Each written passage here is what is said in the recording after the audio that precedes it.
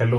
तो स्वागत है आप सभी का मेरे यूट्यूब चैनल पे। और आज की वीडियो सभी केमिस्ट्री स्टूडेंट्स के लिए इंपॉर्टेंट रहने वाली है, तो वीडियो को एंड तक देखिएगा। और अगर आप चैनल पे नए हैं तो इसको सब्सक्राइब करिएगा और अपने दोस्तों के साथ शेयर करिएगा। और आप लोगों का कोई भी सजेशन है तो मेरे को कमेंट में बता सकते हैं। तो आज के वीडियो का जो हमारा टॉपिक है वो है बेसिकली ऑर्गेनिक केमिस्ट्री से रिलेटेड। आज हम लोग सीखने वाले हैं हाइब्रिडाइजेशन निकालना। अब हाइब्रिडाइजेशन बेसिकली, वैसे हाइब्रिडाइजेशन निकालो ऑर्गेनिक स्पीसीज की या इनऑर्गेनिक स्पीसीज की तो सब बोल देते हैं, लेकिन हाइब्रिडाइजेशन का वैसे आप जनरली मतलब समझ लो, वैसे वो थ्योरेटिकल पार्ट है वो। तो उस पर मैं बाद में वीडियो ले आऊंगा, आप लोग कमेंट सेक्शन में बता देना अगर उसकी डेफिनेशन और टाइप्स ऑफ हाइब्रिडाइजेशन और कितने टाइप की हाइब्रिडाइजेशन होती है, ज्योमेट्री कैसे कैसे हाइब्रिडाइजेशन डिसाइड करते हैं, तो उसके लिए अलग से वीडियो आएगी। इस पर मैं बस हाइब्रिडाइजेशन निकालना आप लोगों को बताऊंगा, वो भी किसके लिए, ऑर्गेनिक स्पीसीज के लिए। और बेसिकली हम लोग बात करने वाले हैं carbon, organic species, organic chemistry की बात कर रहे हैं तो कार्बन की हाइब्रिडाइजेशन निकालना सीखेंगे। तो सभी के लिए इंपोर्टेंट रहने वाले हैं, 11th क्लास के हो, 12th के हो या बीएससी के स्टूडेंट हो। तो देखना, सबसे पहले हम लोगों को हाइब्रिडाइजेशन निकालने है तो कार्बन का, तो उसके लिए या किसी भी ऑर्गेनिक स्पीसीज के लिए तो हाइब्रिडाइजेशन बेसिकली हम लोग कार्बन के लिए सीखेंगे यहाँ पर को। तो देखो, इसके लिए फॉर्मूला होता है हमारे पास हाइब्रिडाइजेशन निकालने के लिए, ठीक है। हाइब्रिडाइजेशन निकालने तो इसको अगर मैं हाइब्रिडाइजेशन इंडेक्स बोल दूं, ठीक है, हाइब्रिडाइजेशन निकालने कार्बन की। और अगर इसको मैं एच आई से डिनोट करता हूँ, ठीक है, शॉर्ट में एच आई, एच मतलब हाइब्रिडाइजेशन, आई मतलब इंडेक्स, ठीक है।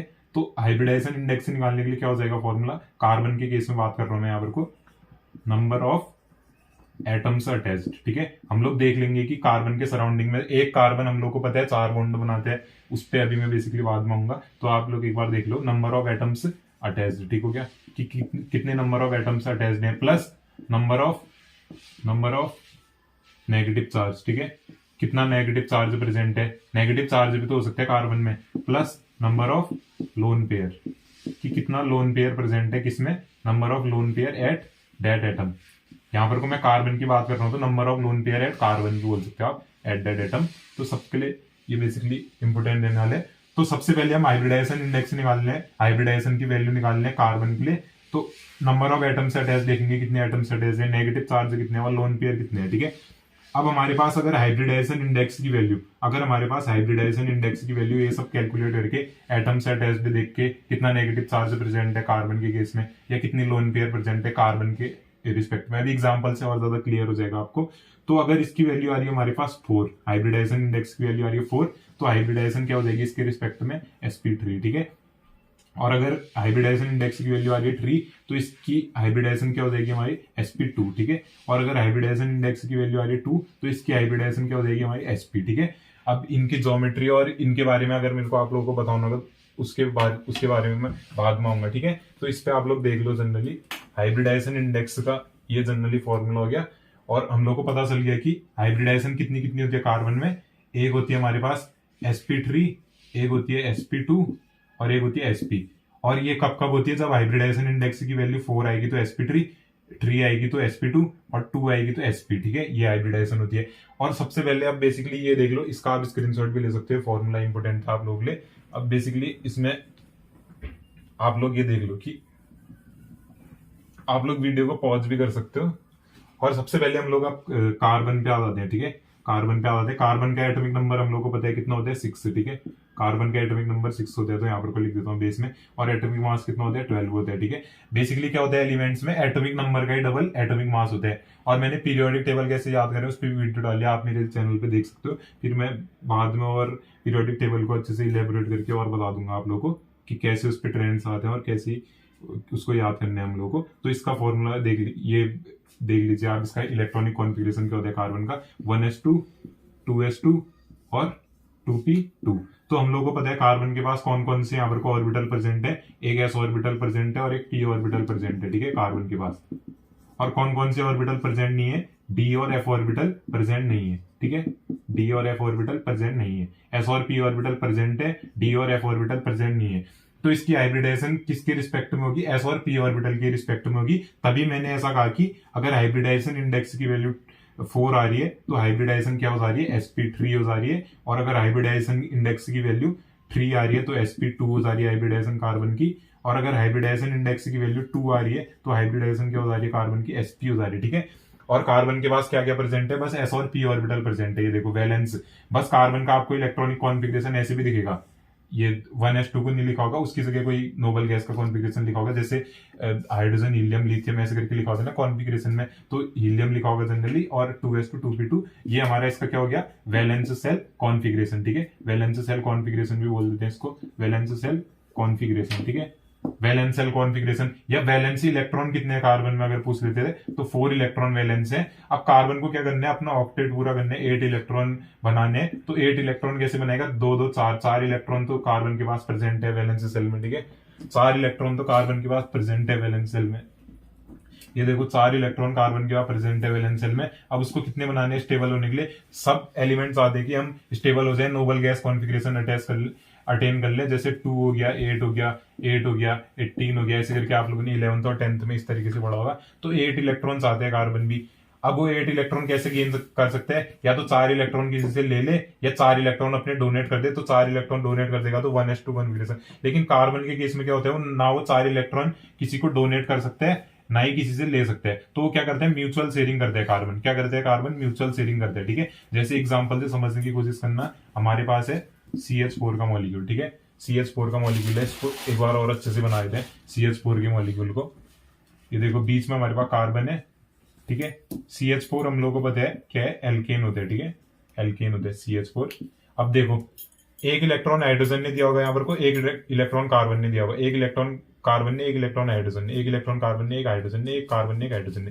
तो इसी म्यूचुअल शेयरिंग ऑफ इलेक्ट्रॉन को क्या बोलते हैं हम लोग, कोवलेंट बॉन्डिंग बोलते हैं। ठीक है, कोवलेंट बॉन्डिंग। तो कार्बन क्या शो करते हैं, हमारा कोवलेंट बॉन्डिंग शो करते हैं।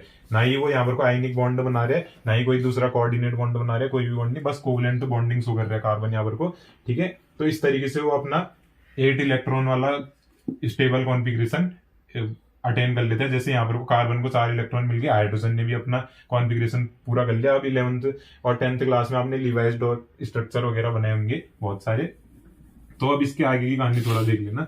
इस पे क्या होता है कि मैं कहां पर को था, 3 टाइप के हाइब्रिडेशन कार्बन शो करते हैं, जैसे sp3 और sp2 और sp हाइब्रिडाइजेशन। ठीक है, 3 टाइप्स की हाइब्रिडाइजेशन जनरली कार्बन शो करते हैं। तो इस पे क्या हो जाएगा, sp3 में हम लोगों को पता था अगर 4 आ रही है हाइब्रिडाइजेशन इंडेक्स की वैल्यू फॉर्मूले से, तभी मैंने कहा इंपोर्टेंट है। अगर 3 आ रही है तो sp2, अगर 2 आ रही है तो sp। ठीक है, अब क्या हो जाएगा, sp3 बेसिकली किसमें देखा जाएगा, ज्यादातर एल्केन्स के केस में देखा जाएगा। ठीक है, एल्केन्स के केस में देखा जाएगा। और एल्केन्स हम लोग को पता है, जैसे एग्जांपल हो गए CH4 हो गए, C2H6 हो गए। ठीक है, एल्केन्स के एग्जांपल जैसे मीथेन, मीथेन। और वैसे एल्केन्स का जनरल फॉर्मूला लिख लो आप, CnH2n+2।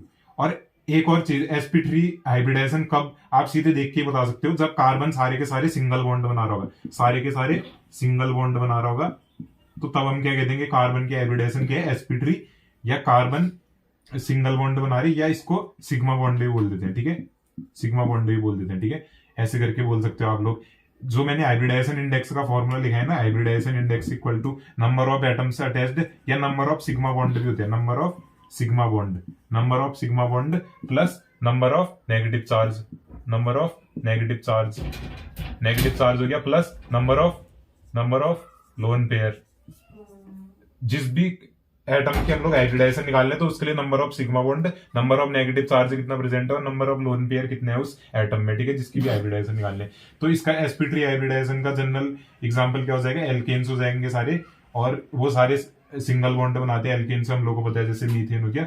अब एग्जांपल से आप लोग को और क्लियर होगा, जैसे sp2 का हाइब्रिडाइजेशन, sp2 हाइब्रिडाइजेशन का एग्जांपल क्या हो जाएगा, हमारे पास एल्कीन्स हो जाएगा। ठीक है, और एल्कीन्स का जनरल फॉर्मूला क्या हो जाएगा, CnH2n हो जाएगा। ठीक है, CnH2n हो जाएगा एल्कीन्स का जनरल फॉर्मूला। और एल्कीन्स के एग्जांपल हो गए, जैसे हमारे पास इथीन हो गया। ठीक है, इथीन हो गया। जितने भी आपके जैसे एग्जांपल ऐसे करके देख लो आप लोग, एल्कीन्स का कैसे देख सकते हो, एल्कीन्स का एग्जांपल। एक और चीज, जैसे इसमें सारे सिंगल बॉन्ड थे, इसमें सारे क्या हो जाए, इसमें अगर डबल बॉन्ड प्रेजेंट है, आप लोग को दिख रहा है कार्बन के पास डबल बॉन्ड प्रेजेंट है, तो जैसे इस एग्जांपल से समझने की कोशिश करना, ये जैसे डबल बॉन्ड प्रेजेंट है ना एक कार्बन के पास, तो हम लोग क्या कह देंगे कि हाइब्रिडाइजेशन इंडेक्स की वैल्यू निकालो। देखो कैसे, कितने एटम्स है उसके सराउंडिंग में अटैच्ड, एक ये यहाँ पर को अटैच्ड है, एक यहाँ पर को अटैच्ड है, एक यहाँ पर को अटैच्ड है। ठीक है, एक इस कार्बन से डबल बॉन्ड बना रहे, एक ये। तो डबल बॉन्ड में बेसिकली क्या होता है, एक सिग्मा बॉन्ड और एक पाई बॉन्ड होता है। तो ऐसे भी देख सकते हो आपकी कितने सिग्मा बॉन्ड बना रहे हैं, एक ये। तो 3 सिग्मा बॉन्ड, 3 के लिए क्या आता है, नेगेटिव चार्ज है नहीं, लोन पेयर है नहीं, तो 3 के लिए हाइब्रिडाइजेशन इंडेक्स अगर 3 है तो sp2 आ जाती है हाइब्रिडाइजेशन। और अगर 4 आ रहा है हाइब्रिडाइजेशन इंडेक्स की वैल्यू, जैसे इस केस में देखो CH4, मैंने कहा था ना एल्केन्स के केस में CH4 ना नेगेटिव चार्ज है ना लोन पेयर है, तो फॉर्मूले में क्या था कि कितने एटम से अटैच्ड है, 4 एटम्स है, देखो एक हाइड्रोजन एक हाइड्रोजन एक हाइड्रोजन एक हाइड्रोजन, या कितने इस पे लोन पेयर, कितने इस पे सिग्मा बॉन्ड प्रेजेंट है, 1 2 3 4, लोन पेयर 0 है, नेगेटिव चार्ज 0 है, तो हाइब्रिडाइजेशन इंडेक्स की वैल्यू 4 आ जाएगी। 4 के लिए क्या हो जाता है हमारा sp3, ठीक है। ऐसे करके इसके एग्जांपल्स हैं, तो आप सभी केसेस में बता सकते हो। ऐसे ही इसमें क्या हो जाएगा हमारा, जिसमें भी हमारे ट्रिपल बॉन्ड प्रेजेंट है कह सकते हैं, तो उसमें sp हाइब्रिडाइजेशन, ये एग्जाम्पल हो जाएगा इसका एल्कीन्स हो गया, ठीक है, एल्कीन्स के केस में। और इसका एल्कीन्स का जनरल फॉर्मूला CnH2n-2, ठीक है। और अगर ट्रिपल बॉन्ड प्रेजेंट है तो sp हाइब्रिडाइजेशन है, आप सीधे देख के बता सकते हो। और जैसे अगर हम लोग एग्जांपल के लिए देखें कि जैसे हमारे पास C ट्रिपल बॉन्ड C और एक हाइड्रोजन इस तरफ एक हाइड्रोजन इस तरफ, ये हमारे पास किसका एग्जाम्पल है, मीथेन इथेन इथीन का एग्जाम्पल है, ठीक है, इथीन का एग्जाम्पल है, ऐसे करके लिख लो ETHENE इथीन, ठीक है, इथीन का एग्जांपल है। तो इस पे हाइब्रिडाइजेशन क्या हो जाएगी, हाइब्रिडाइजेशन निकालते हैं हम इसकी, इथीन की हाइब्रिडाइजेशन कैसे निकाल सकते हैं हम लोग, इथीन की हाइब्रिडाइजेशन अगर हम लोग को निकालनी है तो कैसे करके निकाल सकते हैं, देखो एक बार कार्बन, फिर उसके बाद सिग्मा बॉन्ड कितने प्रेजेंट है, ट्रिपल बॉन्ड में देखो, ट्रिपल बॉन्ड में क्या होता है, 2 पाई बॉन्ड होते हैं, एक वाला पाई बॉन्ड हो गया, एक वाला पाई बॉन्ड हो गया, सिग्मा बॉन्ड कितना होता है, एक सिग्मा बॉन्ड यहाँ हो गया और एक सिग्मा बॉन्ड यहाँ हो गया, तो हाइब्रिडाइजेशन इंडेक्स कितनी आ जाएगी, हम लोग कैसे निकालते थे हाइब्रिडाइजेशन इंडेक्स, एक बार दोबारा से रिकैप करना, हाइब्रिडाइजेशन इंडेक्स कैसे निकालते थे, number of sigma bond plus negative charge कितने हैं, नेगेटिव चार्ज कितने हैं उस एटम पे, कार्बन की बात चल रही है ना, तो नेगेटिव चार्ज कितने हैं, और लोन पेयर कितने हैं, लोन पेयर कितने हैं, ठीक है। अब सिग्मा बॉन्ड देख लो, एक सिग्मा बॉन्ड है ये, एक सिग्मा बॉन्ड है ये, तो कितना हो जाएगा हाइब्रिडाइजेशन इंडेक्स 2 आ जाएगा, और 2 के लिए मैंने क्या कहा था sp होती है हाइब्रिडाइजेशन। तो ऐसे आप देख के किसी को भी बता सकते हो, या नंबर ऑफ सिग्मा बॉन्ड को नंबर ऑफ एटम्स अटैच्ड देख लो, ऐसे भी देख सकते हो। हाइब्रिडाइजेशन इंडेक्स के मैंने 2 फॉर्मूले बताए ना, ये ऐसे भी देख सकते हो, एटम से कितने अटैच्ड है इस कार्बन के बगल में, एक ही हाइड्रोजन अटैच्ड है, एक ये वाला कार्बन है, तो 2 एटम से अटैच्ड है, 2 नेगेटिव चार्ज, लोन पेयर है नहीं, नेगेटिव चार्ज है नहीं, नेगेटिव चार्ज 0, लोन पेयर भी 0, तो हाइब्रिडाइजेशन इंडेक्स की वैल्यू 2 के लिए क्या हो जाता है sp हाइब्रिडाइजेशन। तो ऐसे बहुत सारे एग्जांपल से हम लोग समझने की कोशिश करते हैं, तो तब तक के लिए इसका स्क्रीनशॉट भी ले सकते हो आप लोग, ठीक है।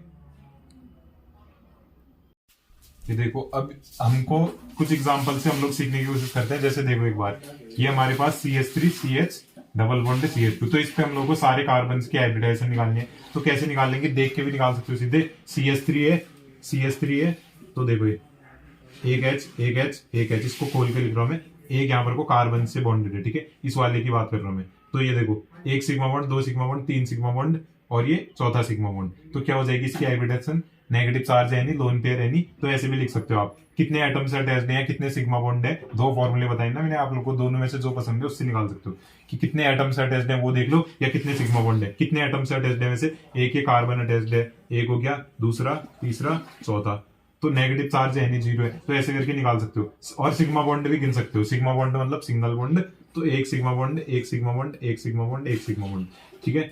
इसको ऐसे करके और अच्छे से देख लो थोड़ा सा, ये यहाँ पर को कार्बन है ना, ये तो एक सिग्मा बॉन्ड एक सिग्मा बॉन्ड एक सिग्मा बॉन्ड एक सिग्मा बॉन्ड, ठीक है, तो 4 सिग्मा बॉन्ड हो गए, या 4 एटम से अटैच्ड है बोल सकते हैं, तो 4 प्लस नेगेटिव चार्ज कितने हैं 0, लोन पेयर कितने हैं 0, तो कितना आ जाएगी हाइब्रिडाइजेशन इंडेक्स की वैल्यू 4 के लिए क्या हो जाती है हाइब्रिडाइजेशन sp3। ऐसे ही आप सबकी भी निकाल सकते हो, पॉज करके फिर मेरे उससे देख लेना।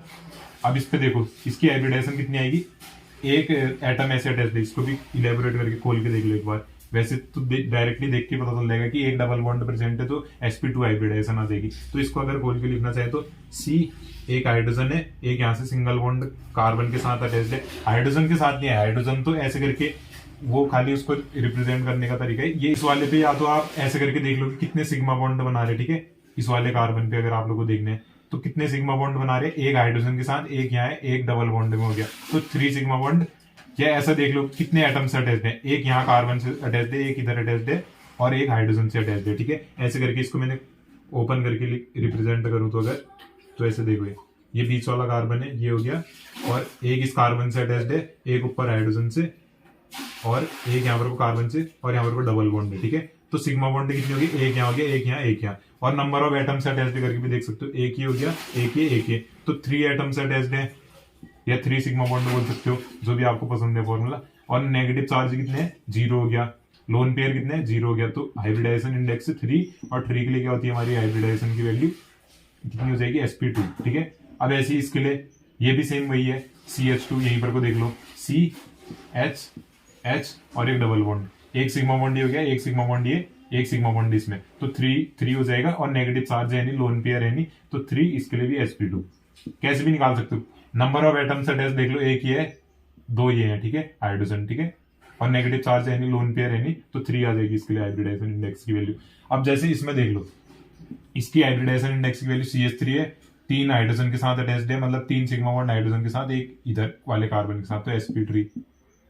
और इस पे देख लो पॉजिटिव चार्ज से कुछ फर्क पड़ता नहीं है, तो ये देखो एक सिग्मा बॉन्ड ये और एक एटम अटैच्ड इधर बोल सकते हैं, और 2 हाइड्रोजन से अटैच्ड है, ठीक है, तो इसके लिए हाइब्रिडाइजेशन इंडेक्स की वैल्यू कितनी आएगी, एक ये, 2 ये, तो 3, और पॉजिटिव चार्ज को प्लस करते हैं, नेगेटिव चार्ज 0, लोन पेयर 0, तो 3 के लिए क्या होता है हमारा sp2। ठीक है, 3 के लिए क्या होता है हमारा sp2। अब इस वाले पे देखना आप, डबल बॉन्ड है तो सीधे ही बता सकते हो कि sp2 आएगी इसकी हाइब्रिडाइजेशन, एक डबल बॉन्ड प्रेजेंट है तो sp2 आएगी। अब इस वाले केस पे हम लोगों को डबल बॉन्ड सीधे दिख रहे हैं, तो हम लोग कह सकते हैं कि sp2 हाइब्रिडाइजेशन, या ऐसे करके भी निकाल सकते हो आप लोग। ठीक है, इस वाले केस में कैसे निकाल सकते हो, सीधे sp2 पता चल जाएगा कि डबल बॉन्ड सीधे दिख रहे हैं, वैसे भी देख सकते हो, और ऐसे भी देख सकते हो कि सिग्मा बॉन्ड कितने बना रहे हैं, एक इस ऑक्सीजन के साथ, एक इस हाइड्रोजन के साथ, एक इधर, तो 3 सिग्मा बॉन्ड, नेगेटिव चार्ज है नहीं, लोन पेयर है नहीं, तो 3 + 0 हाइब्रिडाइजेशन इंडेक्स की वैल्यू कितनी आ जाएगी 3, और 3 के लिए हाइब्रिडाइजेशन कितना होता है sp2। ठीक है, ऐसे करके, या डायरेक्ट भी बता सकते हो, या नंबर ऑफ एटम्स कितने अटैच्ड हैं, 1 2 3 अटैच्ड है, नेगेटिव चार्ज है नहीं, लोन पेयर है नहीं, तो 3 के लिए sp2। ठीक है, और अगर ऐसा केस है कार्बन डबल बॉन्ड कार्बन, इस तरफ भी कार्बन, तो इस वाले की हाइब्रिडाइजेशन कैसे निकालेंगे। ठीक है, इस वाले की, इस पे तो 2 डबल बॉन्ड प्रेजेंट है, तो कैसे आएगी, नंबर ऑफ एटम्स अटैच्ड देख लो 2, नेगेटिव चार्ज है नहीं, लोन पेयर है नहीं, तो 2 + 0, और 2 के लिए क्या होती थी हमारी हाइब्रिडाइजेशन sp हाइब्रिडाइजेशन होती थी। ठीक है, 2 के लिए।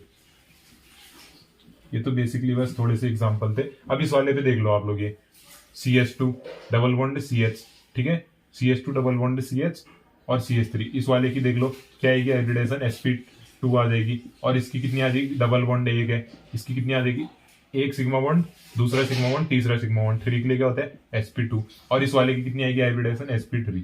ठीक है, अब इस वाले पे देख लो, इस वाले को आप कर सकते हो कैसे, इसको करके कमेंट सेक्शन में बता देना मुझे कितनी आएगी इसकी हाइब्रिडाइजेशन इंडेक्स की वैल्यू। नेगेटिव चार्ज भी है इस पे, 3 सिग्मा बॉन्ड है और एक नेगेटिव चार्ज है। ठीक है, अब इस वाले पे देखो हाइब्रिडाइजेशन इंडेक्स की वैल्यू CH2 है और लोन पेयर प्रेजेंट है। ठीक है, CH2 है और एक लोन पेयर प्रेजेंट है, तो कैसे आ जाएगी, 2 सिग्मा बॉन्ड बना रहे हैं, या नंबर ऑफ एटम्स अटैच्ड 2 है, नेगेटिव चार्ज कितने 1, और लोन पेयर कितने, नेगेटिव चार्ज 0 है, लोन पेयर 1 है, तो कितनी आ जाएगी हाइब्रिडाइजेशन इंडेक्स की वैल्यू 3, और 3 के लिए हाइब्रिडाइजेशन क्या हो जाती है sp2। ठीक है, 3 के लिए हाइब्रिडाइजेशन क्या हो जाती है sp2। ऐसे ही इसमें भी नंबर ऑफ एटम्स अटैच्ड 2 और लोन पेयर कितने 1, तो हाइब्रिडाइजेशन क्या आ जाएगी sp2। तो ये था हमारा, इससे आपके सारे एग्जांपल सॉल्व हो जाएंगे सारे के सारे। अब लास्ट में आप लोग हाइब्रिडाइजेशन इंडेक्स का फॉर्मूला देख लो, वही था, या तो नंबर ऑफ एटम्स अटैच्ड देख लेने हम लोगों को, कार्बन में कितने हैं, नंबर ऑफ एटम्स अटैच्ड, ठीक है, plus number of negative charge plus number of lone pair, carbon की बात कर रहे हैं। ठीक है, या नंबर ऑफ एटम्स अटैच्ड को आप लोग नंबर ऑफ सिग्मा बॉन्ड भी बोल सकते हो, और बाकी चीजें सेम ही है। ऐसे करके आप लोग के सारे एग्जांपल सॉल्व हो जाएंगे। कार्बन के केस में 100% एग्जांपल सॉल्व हो जाएंगे। और बस थोड़ा ये लोन पेयर वाले में देखने की, लोन पेयर कहां पर, नेगेटिव चार्ज कहां पर है। ठीक है, और एल्केन्स और एल्काइंस में आप लोगों को समझ में आएगा। अगर इसी का थ्योरेटिकल पार्ट चाहिए गया, रेजोनेंस वगैरह, या इसी का sp2 हाइब्रिडाइजेशन कब होता है, sp3 कब होता है, उसका थ्योरेटिकल पार्ट की ज्योमेट्री कैसी रहती है, या किस केस में sp2 होता है, कितना s करेक्टर होगा, कितना p करेक्टर होगा, उसके लिए अलग से मैं वीडियो बनाऊंगा। और वीडियो पसंद आ जाए तो इसको लाइक करिएगा और चैनल को सब्सक्राइब करिएगा। और थैंक यू।